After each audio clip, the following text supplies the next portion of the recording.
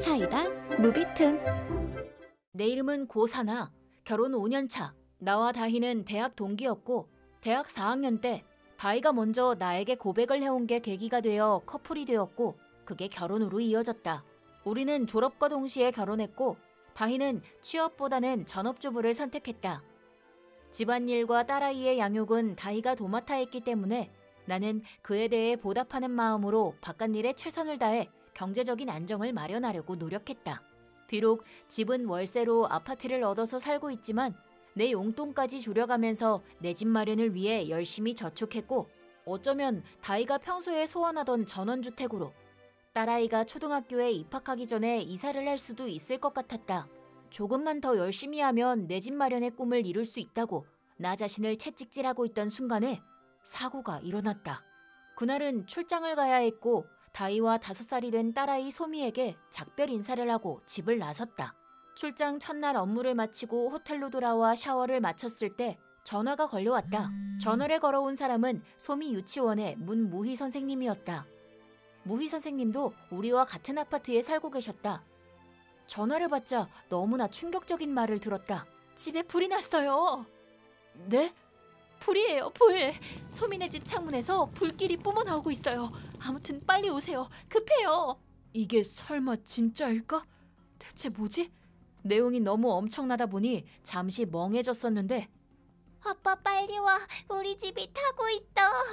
전화기를 타고 전해지는 소미의 울음소리를 듣는 순간 정신이 다시 현실로 돌아왔다. 미친 듯이 쿵쾅거리는 심장이 아예 밖으로 튀어나와 버릴 것 같은 착각이 들었다.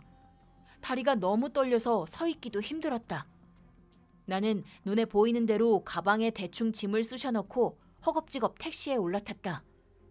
택시 안에서 상사에게 전화로 사정을 설명할 때에도 너무 겁이 나서 말이 제대로 나오지 않았다. 아파트가 가까워지자 소방차에 빨간 사이렌 불빛이 보였다. 아파트 입구는 구경 나온 사람들로 가득 메워져 있었고 위를 올려다보니 거짓말처럼 우리 집 베란다에서 시커먼 연기가 솟아오르고 있었다. 사람들 틈 사이로 소미의 얼굴이 보였다. 무희 선생님 부부와 장인어른 장모님의 모습도 있었다. 소미야, 너 괜찮아? 엄마는? 엄마 어딨어, 소미야? 딸아이에게 다급한 마음으로 묻고 있을 때 소방사분이 집에는 여자아이 혼자 있었다는데 혹시 아내분이 어디 계신 줄 아십니까? 그럴 리가요. 이 시간이면 아내는 딸아이하고 같이 있었을 겁니다. 그러세요? 집안에는 아무도 없었습니다. 아직 수색 중이니까 혹시 무슨 단서가 나오면 바로 알려드리겠습니다. 그때 내 얼굴은 분명 창백하게 질려 있었을 것이다. 어떻게 연락을 받았는지 내가 도착하고 10분 뒤에 부모님도 현장에 도착하셨다. 다희의 생사 여부가 확인되지 않은 상태라 우리는 모두 패닉 상태에 빠져 있었다. 설마 얘가 집안에서 변을 당한 건 아니겠지? 최악의 사태를 걱정하며 무너지는 장모님을 장인어른이 말없이 부축하셨다. 소미는 가벼운 화상을 입은 건 외에 외상은 없어 보였지만 혹시 몰라 부모님께 소미를 데리고 병원에 가달라고 부탁했다. 나는 다희의 안부를 확인하기 위해 몇 번이고 반복해서 다희에게 전화를 걸었다. 하지만 다희는 전화를 받지 않았다. 역시 다희는 집안에서... 그때였다. 갑자기 내 전화기가 울렸고 화면에 다희의 이름이. 나는 반사적으로 전화를 받았다. 다희야, 너 무사한 거야? 미안해. 핸드폰 배터리가 다 된 걸 깜빡했지 뭐야. 핸드폰 키자마자 엄청나게 전화가 걸려왔더라고. 도대체 뭐야? 무슨 일 있어? 다희의 건강한 목소리를 듣고 가슴을 쓸어내렸지만 동시에 머리에 찬물이 끼얹어진 듯한 기분이 들었다. 너 지금 어디야? 어디긴 당연히 집이지. 근데 그딴 걸 왜 물어? 어머, 뭐야? 자기 혹시 나 의심해? 의심이니 뭐니. 그런 걸 따질 때가 아니야. 네가 진짜 집에 있는 거면. 이 시간에 집이 아니면 내가 어디에 있어. 자기야말로 요즘 출장 너무 자주 가는 거 알아? 회사에 일할 사람이 자기밖에 없는 것도 아니고 진짜 출장 간 거 맞아? 바람 피우는 거 아니야? 말했지. 지금 의심하고 어쩌고 할 여유가 없다고. 지금부터 내 말 잘 들어. 왜 화를 내? 지금 다른 여자랑 같이 있는 거야? 귀신은 속여도 나는 못 속여. 지금 내가 우리 아파트 앞에 있거든. 우리 집에 불에 타서 시커먼 연기가 나는데 넌 지금 거기서 대체 뭘 한다는 거야? 바로 그때였다. 다희의 전화기 너머로 왜 그래? 무슨 일이 있어? 하는 낯선 남자의 목소리가 분명히 내 귀를 뚫고 들려왔다. 지금 당장 집으로 와! 사정을 모르는 주위 사람들은 내가 난데없이 소리를 지른다고 여겼는지 깜짝 놀라 나를 쳐다봤지만 나는 상관하지 않고 다희의 전화를 끊어버렸다. 그리고 장인 장모님과 함께 소미가 있는 병원으로 향했다. 다희 괜찮대? 내 눈치를 보고 있던 장모님이 더는 못 참겠다는 듯 물었다. 나는 다희가 뜬금없이 바람 피우는 거 아니냐고 할 때부터 뭔가 이상한 느낌이 들었고 순간적으로 통화 녹음 앱 버튼을 눌러 다희와의 통화 내용을 녹음해둔 게 생각났다. 장모님의 질문에 대답 대신 그 통화 내용을 들려드렸다. 당연한 반응이지만 애 엄마가 어린애 혼자 두고 걔가 지금 제정신이야? 라며 장인 장모님도 한탄을 하셨다. 나는 무거운 마음으로 소미가 입원한 병실 문을 열었다.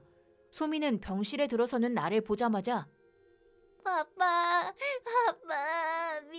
미안해 하며 울음을 터뜨렸다. 소미의 말로는 저녁을 먹고 나서 다희는 슈퍼에 갔다 오겠다며 밖으로 나갔고 그리고 돌아오지 않았다고 했다. 밤이 되자 한기를 느낀 소미는 전기 난로를 켰고 담요를 가져와 몸에 두르고 엄마를 기다리며 텔레비전을 보고 있었다. 그러다 소미는 그만 깜빡 잠이 들었고 뜨거운 느낌이 들어 눈을 떠보니 담요가 불에 타고 있었다고 했다. 불길이 점점 커지자 겁이 난 소미는 밖으로 도망쳤고 같은 아파트에 사는 무희 선생님 집으로 달려가 방금 전에 일어난 일을 설명했다. 무희 선생님 부부는 곧장 우리 집으로 달려갔지만 불길이 이미 집 전체로 번져 있어 들어가지 못하고 서둘러 119에 신고를 했다고 한다. 덕분에 불길이 다른 집으로 번지는 것은 막을 수 있었다.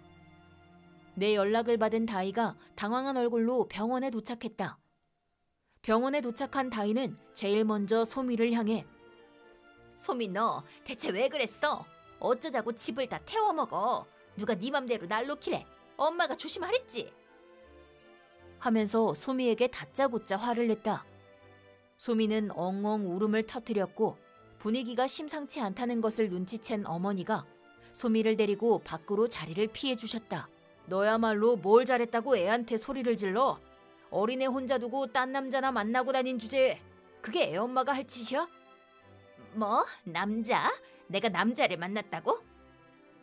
다혜는 시치미를 뗐지만 표정이 경직돼 있었다. 나는 잠깐 뭐 좀 사러 나갔었어. 그러자 장인 장모님이 아까 들은 통화 내용 얘기를 꺼내셨다. 아까 네가 고소방하고 전화 통화한 건 나도 다 들었다. 거짓말할 생각은 마라. 같이 있던 그 남자 누구냐? 아까 설마 통화하면서 녹음까지 했어? 이 부분이야. 나는 녹음한 것을 다희에게도 들려줬다. 처음엔 어떻게든 이 위기를 모면하고 싶었는지 두서없이 이 핑계 저 핑계를 대던 다희는 결국엔 빠져나갈 구멍을 찾지 못하고 외도를 인정했다. 하지만 이게 다 너 때문이야. 네가 허구한 날 출장만 다니니까 나도 외로워서 잠깐 한눈을 판 거라고. 라고 하면서 자신의 외도를 내 책임이라며 나를 원망하기 시작했다. 나는 네가 그렇게 꿈꾸는 내 집 마련을 하루라도 빨리 이루어주려고.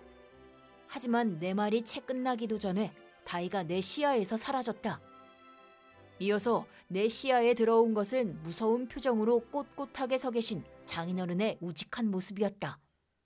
그 입 닥치지 못하겠냐?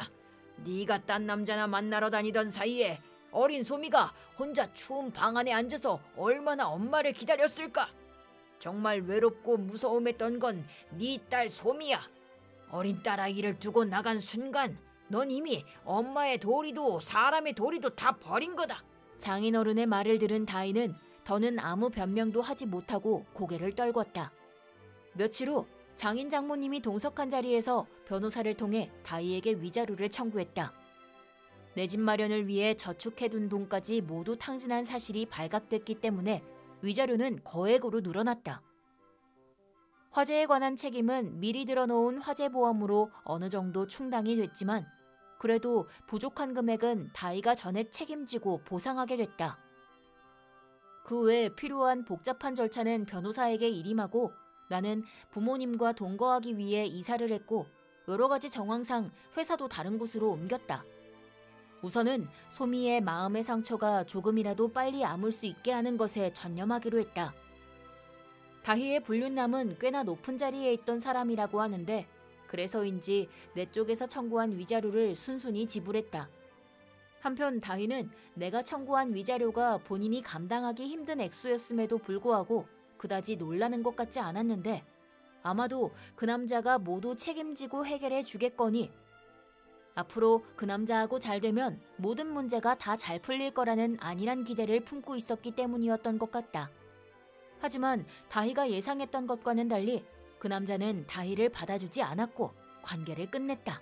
이유는 그 남자가 다희의 신변 조사를 한 결과 다희가 그 사람 한 사람이 아니라 여러 남자를 동시에 만나고 있었다는 사실이 탄로 났기 때문이었다. 그 후 금전 능력이 없는 다희를 대신해 장인 장모님께서 위자료를 전액 지불해 주셨지만 자신들의 딸인 다희에게는 냉정하셨다. 다희는 친정으로 돌아갈 수 없었고 더구나 관계를 맺었던 남자들 중에는 기혼자인 사람들도 있었다는데 그의 부인들이 다희에게 위자료를 청구하자 다희는 거의 도망자 신세가 되었다고 한다. 몇 달 후 화재 복구 공사가 끝났다는 연락을 받았다. 아파트를 찾아가 관리자를 만나고 돌아오다 우연히 대학 동창을 길에서 만났다.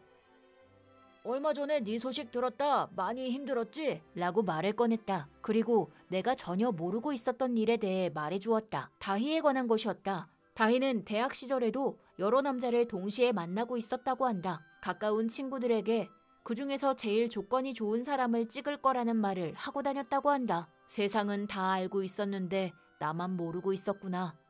원래 그랬던 사람이었구나. 우리 겨울은 뭐였을까? 왠지 알 수 없는 슬픔이 밀려왔다. 그렇게 집으로 돌아온 나에게 소미가 어머니와 함께 만든 된장국을 들고 왔다. 소미는 화재 후유증으로 생긴 트라우마를 조금씩 극복해 나가고 있는 중이다. 소미가 만든 따뜻하고 구수한 된장국을 먹고 나자 어쩐지 그동안 있었던 괴로운 일들이 이미 다 지나간 과거의 일이 된 듯한 기분이 들었다. 이번 영상은 어떠셨나요? 재밌게 보셨다면 구독, 좋아요에 댓글까지 달아주시면 감사하겠습니다. 그럼 다음 영상에서 만나요.